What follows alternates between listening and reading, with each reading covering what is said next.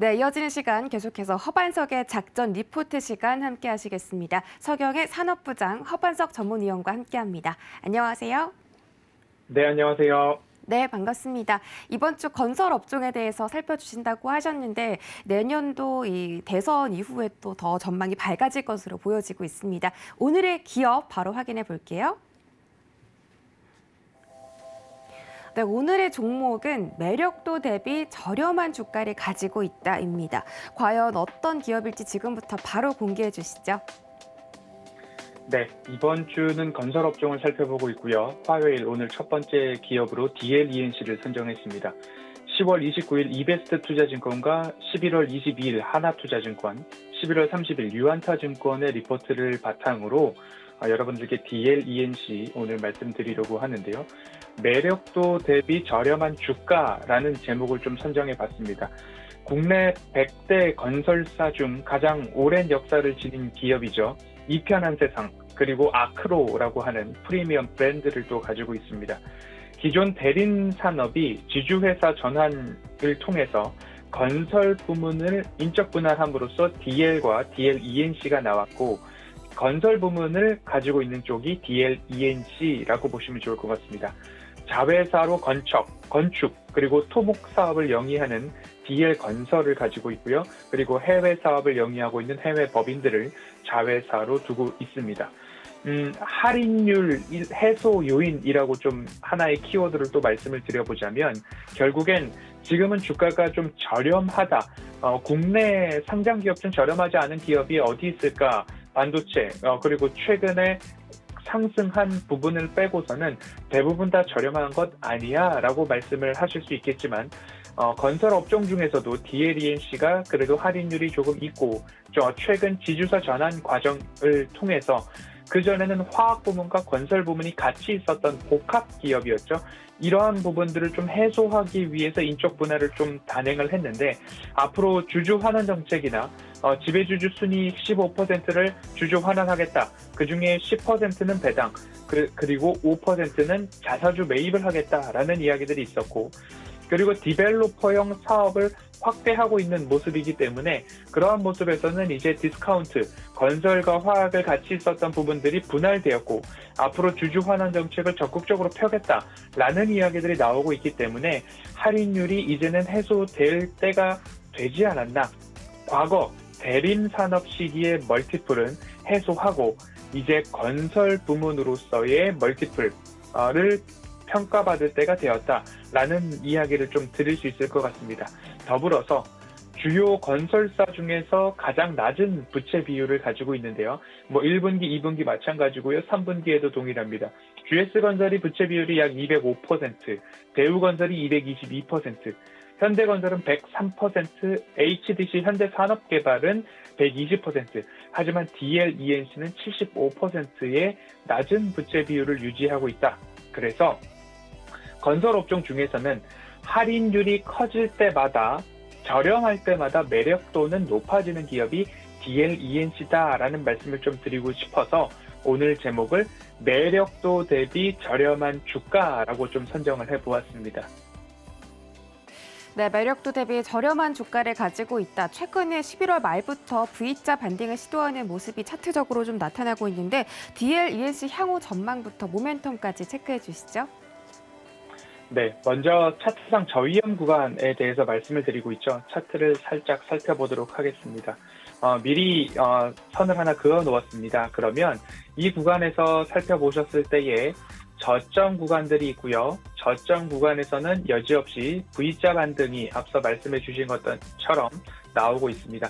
그리고 나서 다시 한번 저점을 살펴본다면 12만 원 언저리가 새로운 저점이 아닐까라는 생각이 드는 차트의 흐름입니다.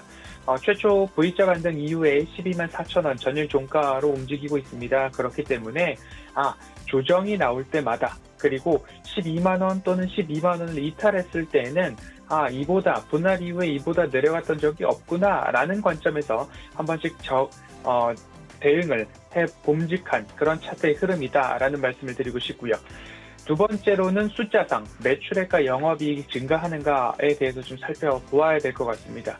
1분기부터 실적을 좀 빠르게 되돌아보면요. 1분기 매출액은 1조 6,900억 원으로 전년 동기 대비 18% 감소, 영업이익은 1,998억 원으로 전년 동기 대비 25% 감소, 그리고 2분기 실적은 1조 9,223억 원으로 직전 분기 대비는 증가했지만 전년 동기 대비 12% 감소, 영업이익은 2,290억 원으로 직전 분기 대비 1,000억 원가량 상승을 했고요. 전년 동기 대비는 19% 이상 감소했습니다. 3분기 실적을 보겠습니다. 매출액은 1조 8,068억 원, 전년 동기 대비 5% 감소, 그리고 영업이익은 2,589억 원으로 전년 동기 대비 40% 증가, 그리고 직전 분기 대비해서도 300억 원 이상 상승을 했습니다. 부채 비율은 늘 100%, 105% 미만으로 관리를 해오고 있고요. 그리고 순현금액도 1조 4,800억 원 수준으로 1, 2, 3분기 모두 다 유지를 해주고 있어서 재무적으로는 다른 건설사 대비 굉장히 안정적이다라는 말씀을 좀 드릴 수 있을 것 같고요. 그리고 2분기에는 영업이익률을 11.9%를 기록을 했습니다. 건설 업종 중에서는 최상위 영업이익률을 기록을 했고요. 그리고 3분기에는 영업이익이 왜 2,500억 원을 넘었느냐 보았더니만 플랜트 부문에서 쌓아놓았던 충당금이 환입이 되었습니다. 그래서 충당금 환입에 대한 효과가 있었지만 그보다도 마진 개선 그리고 주택 부문의 고마진세가 지속되고 있다라는 영향 또한 서프라이즈의 주요한 요인으로 좀 보이고 있습니다. 그러면 앞으로의 실적을 전망할 수 있는 수주 잔고를 좀 보도록 하겠습니다. 3분기 수주 현황, 3분기 누계 신규 수주 기준은 연결 기준으로 5조 5천억 원입니다. 전년 동기 대비 22% 줄어든 모습이지만 주택 부문 수주가 조금씩 줄어들고 있고 수주 증가를 기록하는 다른 건설사, 경쟁사와는 다르게 수주가 조금 줄어드는 것 아닌가 하는 아쉬움들이 남아 있습니다. 올해 주택 착공 계획도 기존 2만 54세대에서 15,664세대로 하향 조정을 했습니다. 이러한 영향이 최근 11만 원 언저리까지 주가가 내려왔던 V자 반등을 보이긴 했지만 기존 보유하고 계시는 주주분들의 마음을 속상하게 했던 지수 하락의 영향도 있었겠지만 그래도 조금 깊은 하락의 영향을 보였던 부분들은 이렇게 3분기의 실적과 관련된 부분들이 좀 보였기 때문에 3분기 누계 신규 수주 잔고도 줄어들었고 주택 부문의 수주 잔고도 줄어들었고 올해 주택 착공 계획도 2만 세대에서 15,660세대로 줄어들었던 영향들이 차트에도 고스란히 반영되어 있는 게 아닌가라는 생각이 듭니다. 그러면 4분기부터는 지금 V자 반등이 나왔는데 앞으로 좋아지는가에 대해서 좀 살펴보도록 하겠습니다. 해외 수주 증가에 대한 기대감들을 좀 가질 수 있겠습니다. 필리핀 철도청에서 발주한 4천억 원 규모, 그리고 DL 케미컬이 러시아에서 EPC 전환 등이 일어나서 1조 6천억 규모, 베트남 복합 화력발전소에서 4천억 규모, 미국의 USGC 6천억 원 규모의 해외 수주 증가 기대감들이 좀 남아 있습니다. 그래서 연말까지 2조 원 이상의 수주 기대감이 있기 때문에 이러한 것들을 보았을 때는 3분기 여러 가지 주가적으로나 실적에 반영되는 수주 잔고들이 줄어드는 부분들 주가에 이미 좀 반영이 되지 않았나. 그러면 앞으로 좋아질 부분들을 체크해 보았을 때는 해외 수주 기대감이 먼저 있다라는 것 하나 짚어보도록 하고요. 또 하나의 모멘텀이라 본다면 건설업종 월요일 섹터 리포트를 말씀을 드리면서 신사업에 대해서 말씀을 드렸습니다. 재생에너지죠. DLENC 같은 경우는 CCUS, 이산화탄소 포집 관련해서 강점을 좀 보유를 하고 있습니다. 지난 2월 중기 경영 전략을 발표할 때에 이산화탄소 포집 시설 사업에 대한 이야기를 했고요. 러시아, 오만 등에서 전통적으로 계질 방식의 수소 생산 EPC 실적을 보유하고 있습니다.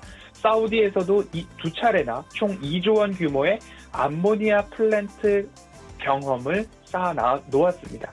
국내에서는 유일하게 이 이산화탄소 포집 CCUS 기본 설계부터 EPC라고 하면 엔지니어링부터 해서 시공까지 설계, 조달, 시공 모두 다 할 수 있는 설계부터 EPC까지 모두 다 수행을 할 수 있는 경험을 보유한 기업이 DLENC다. 그래서 연내 적어도 500억 원에서 1000억 규모의 실질적 수주 성과가 이 CCUS 관련된 부분에서 나오지 않을까라는 기대감들이 좀 있습니다. 그리고 짧게 말씀드렸지만 주주 환원 정책이 21년도부터 23년도까지 3년간 이어질 전망입니다. 지배주주 순이익이 15%, 배당을 10%, 자사주 매입을 5% 하겠다고 하는데요. 당기 순이익을 올해 총 6,600억 원으로 가정을 했을 때 여기에 10% 수준의 배당입니다. 배당 10%, 자사주 매입 5%. 그러면 660억 원 정도의 배당 규모가 산정이 될 수 있을 것 같습니다. 아마도 최대치가 6,600억의 당기 순이익이 아닐까 싶은데요. 그렇게 계산을 했을 때는 주당 최대 3,000원까지의 배당이 나오지 않을까. 가정이고 최대치로 좀 산정을 해봤습니다. 전일 종가 기준으로는 2.4% 정도의 배당 매력도가 나올 것 같습니다. 그리고 또 하나의 모멘텀은 경쟁사 대비 과도하게 좀 저평가되어 있지 않은가 싶습니다. 대형 건설사 평균 PBR이 0.8배입니다.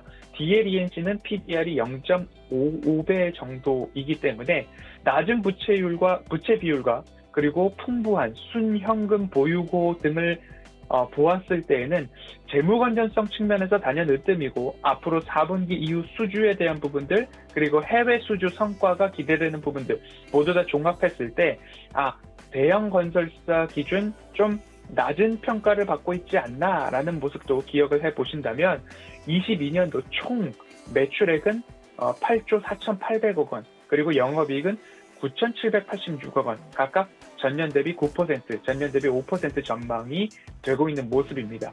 분할 이후 11만 원 수준에서 바닥을 지지했고요. 최근 수급을 보면 꾸준히 연기금과 사모펀드 중심의 기관 매수세가 V자 반등에서 유효하게 나왔습니다. 그렇기 때문에 앞서서 말씀드렸던 차트상 저이형 구간 그리고 숫자상 매출액이 증가할 부분들 4분기 수주 말씀을 드렸고요. 또 하나의 모멘텀은 신사업과 주주 환원 정책 그리고 경쟁사 대비 저평가 이런 것들을 보셨을 때 꾸준하게 조정 시에 관심 가져볼 만한 매력 있는 기업이 아닐까라는 말씀으로 오늘의 작전 리포트 DLENC 여기까지 살펴보겠습니다.